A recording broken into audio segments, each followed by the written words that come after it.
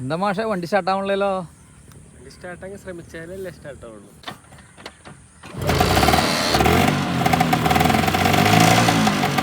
Light automatic എപ്പോഴും കത്തി കിടക്കും.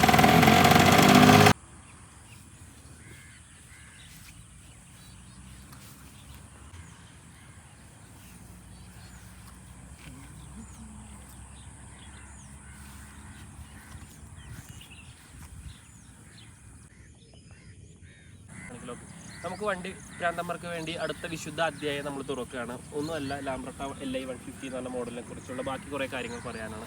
ടെക്നിക്കൽ കാര്യങ്ങളാണ് ഇനി പറയാനുള്ളത്. നമ്മളെല്ലാവരും വിൻറ്റേജ് പ്രേമികളായിരിക്കെ നമ്മൾ അനുഭവിക്കുന്ന ഒരു പ്രശ്നമാണ് അപമാനം, വഴിയിൽ തകർന്നു കിടക്കുന്ന മനസ്സ്. ഓക്കെ, ഇതിൽ നിന്നൊക്കെ ഉരുപ്പോരണമെങ്കിൽ നമ്മൾ കുറച്ച് പുതുമയോടെ സഞ്ചരിക്കണം, പുതിയ രീതിയിലുള്ള മാറ്റങ്ങൾ നമ്മുടെ വണ്ടിയിലേക്ക് കൊണ്ടുവരണം എന്നുള്ളത് തന്നെയാണ് ഞാനിവിടെ പറയാൻ പോകുന്നത്. ഈ LI 150 ഞാൻ വരുത്തിയ മാറ്റങ്ങളാണ്. അവൈലബിൾ ആയ കാര്യങ്ങൾ തന്നെയാണ്. ഒരു പുതിയ കണ്ടുപിടുത്തം എന്ന് പറയേണ്ട കാര്യമില്ല. നമ്മുടെ മാർക്കറ്റിൽ ഇല്ലാത്തൊരു സാധനമായിരുന്നു ഈ പഴയ മോഡൽ വണ്ടിക്ക് CDI ആക്കുക എന്നുള്ളതാണ്. എനിക്ക് CDI ആക്കിയപ്പോൾ വന്ന വിശ്വാസം ഞാൻ നിങ്ങളോട് ഷെയർ ചെയ്യുകയാണ്. CDI ആക്കിയപ്പോൾ എനിക്ക് വന്ന ഗുണങ്ങൾ എന്ന് പറഞ്ഞു കഴിഞ്ഞാൽ നമുക്ക് വോൾട്ടേജ് സ്റ്റെബിലൈസേഷൻ വന്നു. എന്ന് വെച്ച് കഴിഞ്ഞാൽ ഹോൺ അടിക്കുമ്പോൾ ലൈറ്റ് മങ്ങുക, അങ്ങനത്തെ പ്രശ്നങ്ങളൊക്കെ ഒഴിവാക്കിപ്പെട്ടു. ഒരു കറക്റ്റ് AC വോൾട്ടേജ് നമുക്ക് ഇതിൽ നിന്ന് കിട്ടാറുണ്ട്. അതിൻ്റെ കാരണം എന്ന് പറഞ്ഞാൽ CDI ആക്കിയപ്പോൾ ഈ പോയിൻറ്റിൻ്റെ ഗ്യാപ്പ് അഡ്ജസ്റ്റ് ചെയ്യുക, മഴക്കാലത്തും തണവാക്കുക, ഉരച്ച് പോയിന്റ് സെറ്റ് ചെയ്യുക, അതിൻ്റെ ഒന്നും ആവശ്യം വന്നില്ല എന്നുള്ളതാണ്. നിങ്ങൾക്ക് ധൈര്യസമേതമായി മുന്നോട്ട് പോകാം. കാര്യം മൈലേജ് കുറച്ച് കൂടി. ഞാനിത് എനിക്ക് കിട്ടുമ്പോൾ 2 മഴ വെള്ളപ്പൊക്കത്തിലും തകർന്നടിഞ്ഞ അവസ്ഥയിലാണ്. അപ്പോൾ ഈ രൂപത്തിലേക്ക് കൊണ്ടുവരുമ്പോൾ എനിക്കൊരു വിശ്വാസം വന്നു. ആ വിശ്വാസം തന്നെയാണ് ഞാൻ നിങ്ങളിലേക്ക് ഷെയർ ചെയ്യാൻ പോകുന്നത്. ഞാൻ ഡെയിലി ഈ വണ്ടി ഒരു 50 കിലോമീറ്റർ പോയി വന്നിരുന്ന വണ്ടിയാണ്. അപ്പോൾ ഇതിൽ ഞാൻ കുറച്ച് മാറ്റങ്ങൾ കൊണ്ടുവന്നതെന്ന് വെച്ച് കഴിഞ്ഞാൽ, ഇതിൻ്റെ നോർമൽ സിലിണ്ടർ 150 LI മോഡലിൻ്റെ സിലിണ്ടറാണ്. ആ സിലിണ്ടറിൻ്റെ ക്വാളിറ്റി ഒരു പ്രധാന പ്രശ്നം തന്നെയാണ്. ആഫ്റ്റർ മാർക്കറ്റിൽ കിട്ടുന്ന ഒരു സിലിണ്ടർ എന്ന് പറഞ്ഞാൽ 3500-4000 രൂപ കൊടുത്ത് നിങ്ങൾക്ക് എത്തുന്ന സിലിണ്ടറാണ്. അപ്പോൾ ഇത് ലോങ് പോകുമ്പോൾ അതിൻ്റെ കണ്ടീഷൻ എങ്ങനെയാണെന്ന് എനിക്ക് അറിയാൻ പറ്റില്ല. അപ്പോൾ ഞാനിത് എന്ത് ചെയ്തു എന്ന് പറഞ്ഞാൽ, LI 150 ഒരു മോഡലിനെ അപ്ഗ്രേഡ് ചെയ്ത് 175 cc മാറ്റി. 175 cc ആയപ്പോൾ നമുക്ക് കുറച്ചും കൂടി ടോർക്ക് ഫീൽ ചെയ്യാൻ തുടങ്ങി എന്നുള്ളതാണ്. ടോർക്ക് ഫീൽ ചെയ്യാൻ തുടങ്ങി. അപ്പോൾ അതിന് 2 മാറ്റങ്ങളാണ് ചെയ്തത്. നമ്മുടെ ലാംബ്രോ 175 ഒരു ഓട്ടോറിക്ഷ ഉണ്ടായിരുന്നു, അതിൻ്റെ സിലിണ്ടറും കണക്റ്റിംഗ് റാഡും മാറ്റി എന്നുള്ളതാണ്. വലിയ കണ്ടുപിടുത്തങ്ങളൊന്നുമല്ല, നിങ്ങൾക്ക് ചെയ്യാവുന്ന ചില കാര്യങ്ങളും അഡീഷണൽ പറഞ്ഞു എന്നുള്ളൂ. പക്ഷേ അതിൻ്റെ ഗുണം എന്ന് പറഞ്ഞു കഴിഞ്ഞാൽ, നിങ്ങളൊരു 3500 കൊടുക്കുന്ന സിലിണ്ടർ വെറും 2200 രൂപയ്ക്ക് നിങ്ങൾക്ക് കിട്ടും. കണക്റ്റിംഗ് റാഡ് വെടുപ്പുള്ളത് ഇട്ട് കഴിഞ്ഞാൽ നിങ്ങൾക്ക് ധൈര്യസമേതമായിട്ട് പോകാം എന്നുള്ളതാണ്. അപ്പോൾ ഇത് അറ്റാച്ച് ചെയ്യുന്ന സമയത്ത് കുറച്ച് കാര്യങ്ങൾ സ്റ്റഡ്സിൻ്റെ ലെങ്ത്ത് കൂട്ടിയിടേണ്ടതായിട്ട് വന്നിട്ടുണ്ടെന്നുള്ളതാണ്. അപ്പോൾ ഞാൻ ഇതിൽ നിങ്ങൾക്ക് റെക്കമെൻഡ് ചെയ്യുന്നത്, വിൻറ്റേജ് വണ്ടികൾ നിങ്ങൾ സേവ് ചെയ്യണതിൻ്റെ ഒപ്പം തന്നെ അത് റൈഡ് ചെയ്യണം എന്നാണ്. വീട്ടിൽ ഒരു സുപ്രഭാതത്തിൽ നിങ്ങൾ വണ്ടി എടുക്കുന്നു, ഓരോ 2 ആഴ്ച 3 ആഴ്ച കൂടുമ്പോൾ വണ്ടി ഓടിക്കുന്നു, അത് കഴിഞ്ഞ് അടുത്ത വണ്ടി എടുക്കുന്നു, സ്റ്റാർട്ടിംഗ് ടേബിൾ കാണിക്കുന്നു. ഇങ്ങനെയൊന്നും ചെയ്യാണ്ട് ഒരു വണ്ടീനെ വൃത്തിക്ക് ഫോക്കസ് ചെയ്ത് പ്രസൻറ്റ് ചെയ്യുക എന്നുള്ളതാണ്. ഓക്കെ, അതിന് അഭികാമ്യം CDI യൂണിറ്റാണ്. പോയിൻ്റ് ആണെന്ന് ഞാൻ വിശ്വസിക്കുന്നില്ല. കാര്യം പോയിൻ്റ് അവൈലബിൾ ആണ്. കറക്റ്റായിട്ട് പോയിൻ്റ് ഫോക്കസ് ചെയ്ത് TDI കറക്റ്റായിട്ട് ചെയ്ത് കഴിഞ്ഞാൽ വണ്ടി ഓടിക്കാൻ പറ്റും. പക്ഷേ ഇത് ഏത് കാലത്തും നിങ്ങളെ കൊണ്ട് കൂട്ടിയേ കൂടുമോയെന്ന് അറിയില്ല. മറ്റേതെല്ലാം പ്ലഗ് ആൻഡ് പ്ലേ പോലെ, നിങ്ങൾ USB അഡാപ്റ്റർ വെച്ച് പ്ലഗ് ആൻഡ് പ്ലേ പോലെ നിങ്ങൾക്ക് കൊണ്ട് നടക്കാവുന്നതാണ്, ലോങ് ഓടിക്കാവുന്നതാണ്. അപ്പോൾ എൻ്റെ ഒരു വിശ്വാസത്തിൻ്റെ പുറത്ത് ഇതൊരു ഷെയർ ചെയ്യുന്നതായിട്ട് നിങ്ങളതിന് കണ്ടാൽ മതി. എൻ്റെ വിശ്വാസം ഞാൻ ഷെയർ ചെയ്യുമ്പോൾ നിങ്ങൾക്ക് അതറിയണമെങ്കിൽ എൻ്റെ നമ്പർ ഞാൻ താഴെ ഡിസ്ക്രിപ്ഷൻ ബോക്സ്. ഈ ലാംബ്രട്ടേനെ കുറിച്ച് തന്നെയാണ് നമ്മുടെ ഈ അധ്യായത്തിൽ പറയാനുള്ളത്. CDI ആണ് നമ്മുടെ മർമ്മപ്രധാന കാര്യം, ഹാർട്ട് ഓർ ബ്രെയിൻ എന്ന് പറയുന്നത്. പ്ലാറ്റിനത്തിൽ നിന്ന് CDIയിലേക്ക് വന്നപ്പോൾ എനിക്ക് കിട്ടിയ വിശ്വാസം ഇതാണ്. നിങ്ങൾക്ക് ഡെയിലി 150 അല്ലെങ്കിൽ 50. വെൽക്കം ബാക്ക് മാൻ മിഷൻ ഹാർമണിയിലെ മറ്റൊരു എപ്പിസോഡിലേക്ക് എല്ലാവർക്കും സ്വാഗതം. ഇന്ന് നമ്മുടെ കയ്യിലുള്ളത് 1965 മോഡൽ ലാംബ്രട്ടയാണ്. LI 150 എന്ന് പറഞ്ഞാൽ ലാംബ്രട്ട മോഡലാണ്. ഓക്കെ, അപ്പോൾ പ്രധാനമായിട്ടും ഇന്ത്യൻ മാർക്കറ്റുകളിൽ അവൈലബിളായ 2 മുന്തിയ മോഡലുകളായിരുന്നു ലാംബ്രട്ട, അതുപോലെ തന്നെ അതിൻ്റെ ഭേദമായ GP 150 എന്നൊരു മോഡൽ. ഇത് നമ്മൾ ഈ അടുത്ത് റീസ്റ്റോർ ചെയ്തെടുത്ത ലാംബ്രട്ടയാണ്. ഇത്തിരി പഴക്കമുള്ളൊരു മോഡലാണ് ഈ പറഞ്ഞ മോഡൽ. എന്നെക്കൊണ്ടാവുന്ന രീതിയിൽ നല്ല രീതിക്ക് ഞാൻ റീസ്റ്റോർ ചെയ്തിട്ടുണ്ട് എന്ന് വിശ്വസിക്കുന്നു. ഇനി ഇതിൽ കുറച്ച് അഡീഷണൽ ഫിറ്റിംഗ് കൂടി ഇപ്പോഴത്തെ കാലത്ത് നമുക്ക് അവൈലബിളായ രീതിയിൽ തന്നെ നമ്മൾ കൊണ്ടുവരാൻ മാക്സിമം ശ്രമിച്ചിട്ടുണ്ട്. അപ്പോൾ അതിൻ്റെ ഒരു പഴയ ചേതക്കിൻ്റെ നമ്മൾ ഹെൽമെറ്റ് ബോക്സ് നമ്മളിതിൽ അറ്റാച്ച് ചെയ്ത് വെച്ചിട്ടുണ്ട്. കുറച്ച് മോഡിഫിക്കേഷൻ വേണ്ടി വന്നു നമുക്ക് ഇത് അറ്റാച്ച് ചെയ്യാൻ. ഒരു ഡയറക്റ്റ് സ്യൂട്ടല്ല ഈ പറഞ്ഞ ഒരു ഹെൽമെറ്റ് ബോക്സ് ഇതിൽ വെക്കാൻ. കുറച്ച് പണിപ്പെട്ടു. കാര്യം എന്ന് വെച്ച് കഴിഞ്ഞാൽ ഇതിൻ്റെ ജോയിൻറ്റുകളെല്ലാം അതിൻ്റെ ഗ്രൂസൊക്കെ നല്ല രീതിയിൽ കട്ട് ചെയ്തിട്ട് വേണം വെക്കാൻ. അപ്പോൾ അത് കൂടാണ്ട് നമ്മളൊരു കീ മെക്കാനിസം കൂടി വെച്ചിട്ടുണ്ട്. ഈ കാണുന്നതെല്ലാം ആഫ്റ്റർ മാർക്കറ്റിൽ അവൈലബിളായ കുറച്ച് കാര്യങ്ങൾ തന്നെയാണ് വെച്ചേക്കണേ.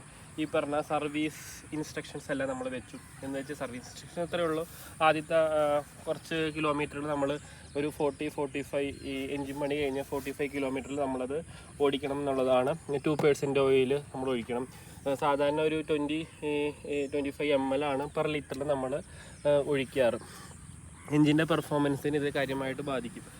കാര്യം വേറെ ഒന്നും ഉണ്ടല്ല, നമ്മുടെ ഈ 2 സ്ട്രോക്കും 4 സ്ട്രോക്കിൽ പ്രധാന വ്യത്യാസം എന്ന് വെച്ചാൽ അതിന് പ്രോപ്പർ 4 സ്ട്രോക്കിനൊരു കൂളിംഗ് മെക്കാനിസം ഉണ്ട്.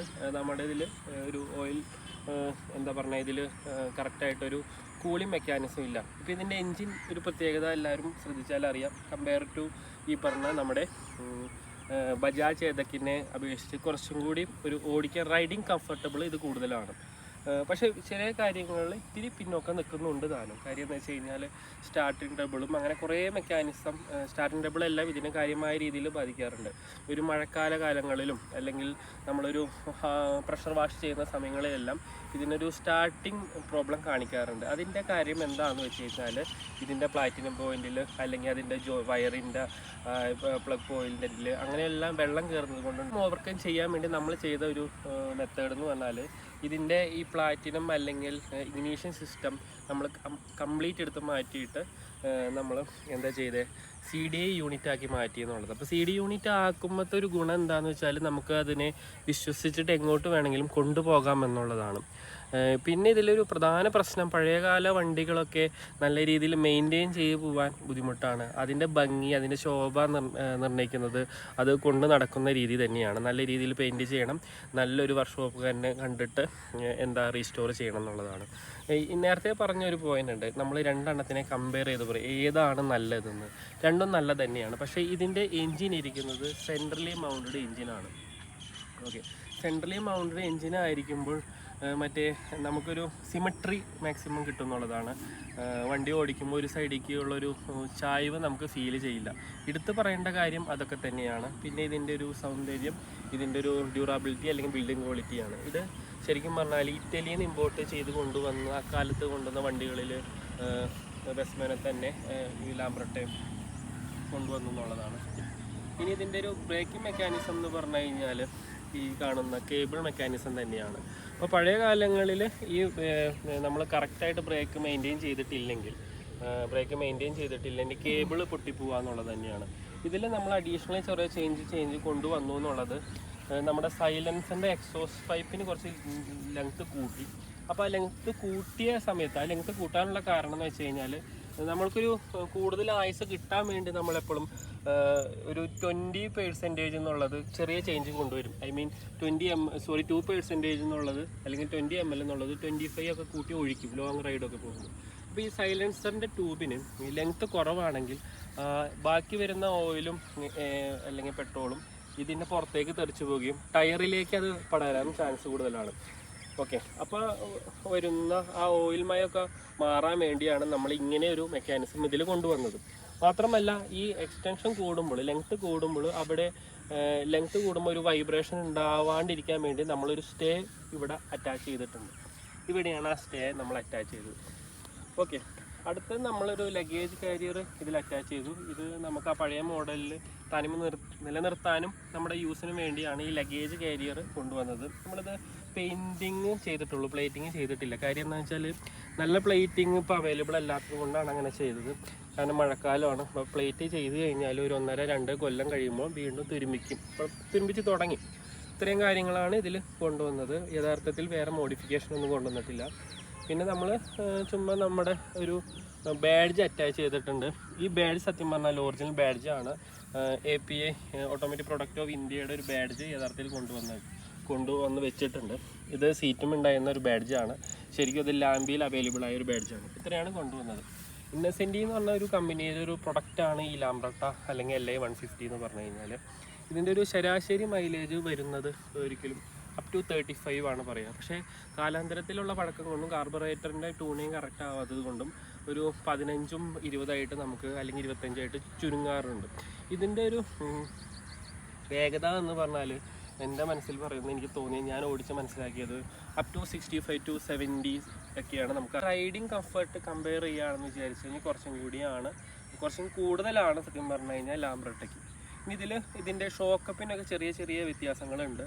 ഇത് ലിങ്ക് സസ്പെൻഷൻ എന്ന് പറഞ്ഞ ഒരു മെക്കാനിസമാണ് ഈ പറഞ്ഞ ലാംബ്രട്ടയിൽ കൊണ്ടുവന്നത്. അപ്പോൾ ലാംബ്രട്ട സീരീസിൽ അല്ലെങ്കിൽ ലാംബി വിജയ് സൂപ്പർ സീരീസിലെല്ലാം ലിങ്ക് സസ്പെൻഷനാണുള്ളത്. ബാക്കിലേക്ക് വരുമ്പോൾ ഒരു സിംഗിൾ ഷോക്കപ്പാണ് ഇതിൽ അവൈലബിൾ ആയിട്ടുള്ളത്.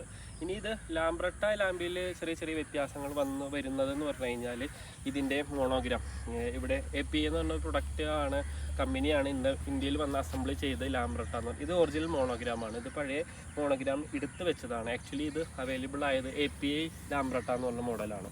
അതുകൊണ്ട് ഇതിൻ്റെ നല്ലൊരു മോണോഗ്രാം അവൈലബിൾ ആക്കി വെച്ചു. ഇത് മെറ്റൽ മോണോഗ്രാമാണ്. ഇപ്പോൾ വരുന്നത് സ്റ്റിക്കർ മോണോഗ്രാമാണ്. പക്ഷേ അത് കുറേ കഴിയുമ്പോൾ ഒരു പ്രഷർ വാഷ് ചെയ്യുമ്പോഴൊക്കെ നഷ്ടപ്പെടുന്നതായിട്ട് തോന്നിയിട്ടുണ്ട്. അതുകൊണ്ട് തന്നെ നമ്മൾ ആ സ്റ്റിക്കർ മോണോഗ്രാം മാറ്റിയിട്ട് മെറ്റൽ മോണോഗ്രാമിലേക്ക് നമ്മൾ ഇതിനെ ഉൾക്കൊള്ളിച്ചു എന്നുള്ളതാണ്. പിന്നെ സ്വാഭാവികമായിട്ടും ഇതിൻ്റെ സൗന്ദര്യം വർദ്ധിപ്പിക്കുന്നതിൻ്റെ ഒപ്പം തന്നെ അതിൻ്റെ പ്രൊട്ടക്ഷനിലേക്കും നമ്മൾ കുറച്ച് കാര്യങ്ങൾ മുൻനിർത്തി വെച്ചു എന്നുള്ളതുള്ളൂ. അതിൻ്റെ ഭാഗമായിട്ട് നമ്മൾ അറ്റാച്ച് ചെയ്തിട്ടുണ്ടെന്നുള്ളതാണ്. പിന്നെ സൈഡിൽ നമ്മൾ ഒരു ഭംഗിക്ക് വേണ്ടി എക്സ്ട്രാ അലുമിനിയത്തിൻ്റെ ഇത് കയറ്റിയിട്ടുള്ളതാണ്. ഓക്കെ. പിന്നെ അതിൻ്റെ ലാംബ്രട്ട എന്ന് പറഞ്ഞ LI-150 ലാംബ്രട്ട എന്ന് പറഞ്ഞ മോണോഗ്രാം ഫ്രണ്ടിൽ അറ്റാച്ച് ചെയ്തിട്ടുണ്ടെന്നുള്ളതാണ്. ബാക്കിലേക്ക് വരുമ്പോൾ നമ്പർ പ്ലേറ്റ് നമ്മൾ വീതി കൂടിയ നമ്പർ പ്ലേറ്റാണ് സാധാരണ ലാംബ്രട്ടയിൽ വരുന്നത്. ആ വീതി കൂടിയ നമ്പർ പ്ലേറ്റ് നമ്മൾ മാറ്റിയിട്ട് പഞ്ചിഡിൽ നമ്പർ പ്ലേറ്റ് വന്നു. കാരണം കേരള ബൈക്കിൽ വേറെ പ്രശ്നങ്ങളൊന്നും ഉണ്ടാക്കാണ്ടിരിക്കാൻ നമ്മൾ പഞ്ചിഡ് നമ്പർ പ്ലേറ്റാണ് ഇവിടെ കൊണ്ടുവന്നത്. ചെറിയ ചെറിയ പോരായ്മകൾ ഇതിലുണ്ടെങ്കിലും ഏകദേശം ഒരു 95% റീസ്റ്റോർ ചെയ്ത ഒരു മോഡലാണ് ഈ കാണുന്ന ലാംബ്രട്ട LI-150 എന്ന് പറഞ്ഞാൽ. അതിൽ ഇത് ബിൽഡ് ചെയ്തേക്കണ രജിസ്റ്റർ ചെയ്തേക്കണ 1965 വണ്ടിയാണ്. അപ്പോൾ അതിൻ്റെ ഒരു പഴക്കമുണ്ട് എന്നുള്ളതാണ്. ഓക്കെ. ഇനി നമ്മൾ ലാംബ്രട്ട വേണോ അല്ലെങ്കിൽ വിജയ് സൂപ്പർ വേണോ, ഇതിനെ തമ്മിൽ കമ്പയർ ചെയ്യുമ്പോൾ ഏതാണ് കുറച്ചും കൂടി നല്ലതെന്ന് പറയും. നമ്മൾ RX100 വേണോ Z വേണോ എന്നുള്ള ചോദ്യത്തിന് ഉത്തരം പറയേണ്ട പോലെ തന്നെയായിരിക്കും വിജയ് സൂപ്പർ വേണോ ലാംബ്രട്ട വേണോ എന്നുള്ളതാണ്. ഇത് ഒരു സ്ലോ സ്പീഡ് എഞ്ചിനാണ്. എന്ന് വെച്ച് കഴിഞ്ഞാൽ നിങ്ങൾക്ക് പഴയ ഒരു 15 മുതൽ 25 കിലോമീറ്റർ പതിഞ്ഞു പോകാൻ പറ്റിയ ഒരു എഞ്ചിനാണ് ഇതിലുള്ളത്. കാര്യം എന്ന് വെച്ചാൽ ഇതിൻ്റെ ക്രാങ്ക് വെയിറ്റും ഇതിൻ്റെ സിലിണ്ടറിൻ്റെ ഡിസൈനും അങ്ങനെ തന്നെയാണ്. ഇത് സത്യം പറഞ്ഞാൽ ചെയിൻ ഡ്രൈവ് ആണ്. ഇതിൽ പ്രൈമറി ചെയിൻ ഇതിൻ്റെ ഉള്ളിലുണ്ട്. ക്ലച്ചിനോട് അറ്റാച്ച് ചെയ്തിട്ടൊരു പ്രൈമറി ചെയിൻ ഇതിനുണ്ട് എന്നുള്ളതാണ്. ഓക്കെ. അപ്പോൾ ഫ്രണ്ടിൽ വരുന്നത് ഇവിടെ വരുന്നത് ഒരു 4 സ്പീഡ് എഞ്ചിനാണ് ഇതിലിരിക്കുന്നത്. 1 ഗിയർ അപ്പം 3 ഗിയർ താഴേക്കും ഇതിൻ്റെ ഫസ്റ്റിൻ്റെ സെക്കൻഡ് ഇടയിൽ ഒരു ന്യൂട്രൽ വരുന്നു എന്നുള്ളതാണ്. ഓക്കെ. ഇനി ചില കാര്യങ്ങൾ ഞാൻ പ്രത്യേകം ശ്രദ്ധിച്ചിട്ട് ആണ് ഇത് ചെയ്തേക്കണം, വേറെ ഒന്നും കൊണ്ടല്ല. നമ്മുടെ ഇൻഡിക്കേറ്റർ എന്ന് പറഞ്ഞ സാധനം ഇപ്പോഴത്തെ റോഡുകളിൽ പ്രധാനമാണ്, ഹോൺ ആൻഡ് ഇൻഡിക്കേറ്റർ. അപ്പോൾ നമ്മൾ സാധാരണ DC ഹോണ് ഇതിൽ വരുന്നത് AC ഹോണാണ്. ഹോൺ അങ്ങനെ തന്നെ വെച്ചിട്ടുണ്ടെന്നുള്ളതാണ്. പിന്നെ വരുന്നത് ഇൻഡിക്കേറ്റർ ആണ്. ഇൻഡിക്കേറ്റർ വെക്കാൻ വേണ്ടി വെച്ചു എന്നുള്ളതാണ്. ആ ഇൻഡിക്കേറ്ററിൽ തന്നെ നമ്മൾ ബോൾട്ട് ഇട്ടിട്ട് നമ്മുടെ മിററും അറ്റാച്ച് ചെയ്തിട്ടുണ്ട്. ഓക്കെ. സാധാരണ രീതിയിൽ വരുന്നത് ഇവിടെ ക്ലാമ്പ് അടിച്ചിട്ടൊരു മിററാണ് വരുന്നത്. ആ ക്ലാമ്പിൻ്റെ ക്വാളിറ്റിയിൽ കുറേ പ്രശ്നങ്ങളുണ്ട് മാർക്കറ്റിൽ വരുന്ന ക്ലാമ്പിന്. ഇപ്പോൾ 2 രീതിയിൽ ചെയ്യാം. നിങ്ങൾക്കൊരു 60 ഗേജിൻ്റെ ക്ലാമ്പ് എടുത്തിട്ട് നിങ്ങൾക്ക് അതിൽ മിറർ ഫിക്സ് ചെയ്യാം, അല്ലെങ്കിൽ ഇങ്ങനെ അറ്റാച്ച് ചെയ്യാമായിരിക്കും കുറച്ചും കൂടി അഭികാമ്യം. ഇപ്പോൾ വരുന്നതിൻ്റെ മറ്റൊരു കാര്യം എന്താണെന്ന് വെച്ച് കഴിഞ്ഞാൽ അതിൻ്റെ ഓയിൽ സീൽ വൃത്തിക്കിടാത്തതും ഒരു പ്രശ്നം തന്നെയാണ്. നിങ്ങൾ വിചാരിക്കും വലിയ പ്രശ്നം. ഈ വണ്ടികൾക്ക് പ്രത്യേകിച്ചും കറക്റ്റായിട്ട് ഓയിൽ സീൽ കിട്ടാനില്ല. ഓയിൽ സീൽ കിട്ടണമെങ്കിൽ ക്വാളിറ്റി ഇല്ല. ഇതൊക്കെ തന്നെയാണ് നമ്മൾ അലട്ടിരുന്ന സാധനങ്ങൾ. ഫ്ലൈ വീൽ മാഗ്നറ്റ് അല്ലെങ്കിൽ ഹൗസൊക്കെ അടിക്കുമ്പോൾ വൃത്തിയിൽ അഴിച്ചില്ലെങ്കിൽ അത് നിങ്ങൾ ശ്രദ്ധിക്കണം. നിങ്ങൾ ചുമ്മാ ഒരു ചുറ്റിക്കൊണ്ടൊക്കെ അടിച്ച് ഓയിൽ സീലെല്ലാം ഇരുത്തി കഴിഞ്ഞ് കഴിഞ്ഞാൽ കുറച്ച് നാൾ ഓടും, പിന്നെ പണി കിട്ടും.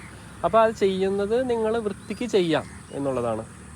ഓക്കെ. അപ്പോൾ ഇതിൽ മർമ്മപ്രധാനമായ കാര്യം ഒന്ന് സ്റ്റാർട്ടിങ് ട്രബിൾ ഒഴിവാക്കണമെങ്കിൽ നിങ്ങൾ CDയിലേക്ക് അപ്ഗ്രേഡ് ചെയ്യും. അത് ചെറിയ രീതിയിൽ ചെയ്യാവുന്നതേ ഉള്ളൂ. കുറച്ച് വെസ്പേര സാധനങ്ങളൊക്കെ കയറ്റി കഴിഞ്ഞാൽ ചെയ്യാവുന്നുള്ളൂ. ആഫ്റ്റർ മാർക്കറ്റ് നല്ല ക്വാളിറ്റി ഉള്ള സാധനങ്ങൾ നിങ്ങൾക്ക് ആക്രിക്കടയിൽ നിന്ന് കിട്ടാനുണ്ട്. നിങ്ങൾ ഈ സാധനം കിറ്റ് മേടിക്കുകയാണെങ്കിൽ 4500-5000 രൂപ കൊടുക്കണം. അല്ലാത്ത രീതിയിൽ CD ആക്കുന്നുണ്ട്. അത് വെടുപ്പാണോ എന്ന് എനിക്കറിയില്ല. ഞാൻ എൻ്റെ എക്സ്പീരിയൻസ് ആണ് പറയുന്നത്. ഓരോരുത്തരുടെ അനുഭവം കൊണ്ട് ഒരു പൊടിക്കുകൾ അവർ പഠിച്ചെടുക്കുമല്ലോ, അതുകൊണ്ട് പറഞ്ഞു എന്നുള്ളൂ. എല്ലാവർക്കും നമസ്കാരം. മാൻ മിഷൻ ഹാർമേഡിയുടെ മറ്റൊരു സുഹൃത്തായ GP4 നിങ്ങളുടെ കൂടെയുണ്ട്. ആളെ കയ്യിലൊരു GP150 നമുക്ക് റിവ്യൂ ചെയ്യാൻ തരാമെന്ന് പറഞ്ഞു തന്നിട്ടുണ്ട്. ആൾ പൊന്നുപോലെ നോക്കുന്നതാണ്. അപ്പോൾ ഞാൻ ഈ 2 കാര്യങ്ങൾ കമ്പയർ ചെയ്ത് പറയാൻ ആഗ്രഹിക്കുകയാണ്. പോളെ എന്താ പറയാനുള്ളത്? നമ്മൾ പ്ലാറ്റിനം പോയിന്റ് മാറ്റം തന്നെ നല്ലത്. കാരണം ഇവിടെ നമ്മുടെ സുഹൃത്ത് വിശ്വനാഥ് അത് CD യൂണിറ്റ് ആക്കി പെർഫെക്റ്റ് ആയിട്ട്, അതായത് റെഗുലർ വണ്ടിയായിട്ട് കൊണ്ടു നടക്കുക. അപ്പം പുതിയ വണ്ടികളെക്കാളും നല്ല സ്റ്റാർട്ടിംഗ് ആണ് ഈ പഴയ വണ്ടി, 95 മോഡൽ വണ്ടി കാഴ്ചവെക്കുന്നത്. നല്ല മൈലേജ്, നല്ല പെർഫോമൻസ്, പുക മര്യാദയ്ക്ക് ഇല്ലെന്ന് തന്നെ പറയാം. അപ്പം ഞാനും പ്ലാറ്റിനം പോയിന്റ് പ്രേമി ആയിരുന്നു. ഞാൻ ഇദ്ദേഹത്തിൻ്റെ പാത പിന്തുടരാണ്. അപ്പോൾ എന്തായാലും ഇദ്ദേഹം തന്നെയാണ് ഇതിന്റെ ഉപജ്ഞാതാവട്ട. ഒരു കാര്യം കൂടി പറയാണ്, 2 സ്ട്രോക്കിൽ സത്യം പറഞ്ഞു കഴിഞ്ഞാൽ അതിൽ വേറെ മെക്കാനിസം ഒന്നുമില്ല, ഓടിക്കാൻ എളുപ്പമാണ്, പെർഫോമൻസ് കൂടുതൽ. പക്ഷേ വൃത്തിക്ക് കൊണ്ടു നടക്കണമെങ്കിൽ നിങ്ങൾ വൃത്തിക്ക് തന്നെ ഓയിൽ ഒഴിക്കണം. ഞാനിവിടെ ഓയിൽ ഒഴിക്കണത് എന്ന് വെച്ചാൽ സെർവോൻ്റെ 2T ഓയിലാണ് ഉപയോഗിക്കണത്. 25-30 ml ഞാൻ അതിൽ ഒഴിക്കുന്നുണ്ട്. കാര്യം അതൊരു മെഷറിങ്സ് ഇതിൽ ഒഴിച്ചിട്ടാണ് ഞാൻ അളന്നാണ് ഒഴിക്കണത്. കാര്യം നിങ്ങൾ കടയിൽ നിന്ന് ഒഴിക്കുമ്പോൾ കുറച്ച് നേരം അടുത്ത് കമത്തി വെച്ചിട്ട് പോകും, അപ്പോഴേക്ക് അടുത്ത വണ്ടിയുടെ പെട്രോൾ അടിക്കേണ്ടി വരും. അപ്പോൾ അത് കൃത്യമായിട്ട് ഓയിൽ വരുന്നില്ല, മിക്സിങ് നടക്കുന്നില്ല. പക്ഷെ നിങ്ങൾ ഓയിൽ ക്വാളിറ്റി ഉണ്ടോ? ക്വാളിറ്റി ഉണ്ട്. കാര്യം ഞാനൊരു 6-7 മാസം ഉപയോഗിച്ചിട്ട് എൻ്റെ റിവ്യൂ ആണ് പറയുന്നത്, ക്വാളിറ്റി ഉണ്ടെന്നുള്ളത്. അപ്പൊ എനിക്ക് റെക്കമെൻഡ് ചെയ്യണ 2 ഓയിൽ പറയുന്നുണ്ട്. മൊബൈൽ എന്ന് പറഞ്ഞൊരു കമ്പനിയുടെ ഓയിൽ കാലാകാലങ്ങൾ ഉപയോഗിക്കുന്ന പഴയകാലത്തെ വണ്ടി കൊണ്ടുനടക്കുന്ന ഒരു സുഹൃത്ത് നമ്മളോട് പറഞ്ഞു, ഈ സെർവോ പോലെ തന്നെ നല്ല ഓയിലാണ് മൊബൈൽ. അതധികം പക്ഷെ ആരും ശ്രദ്ധ ആകർഷിക്കപ്പെട്ടിട്ടില്ല. അതാണ് യഥാർത്ഥ പരസ്യം കുറവാണ്. നല്ല സാധനങ്ങൾക്ക് ചിലപ്പോൾ പരസ്യത്തിന്റെ ആവശ്യമില്ല.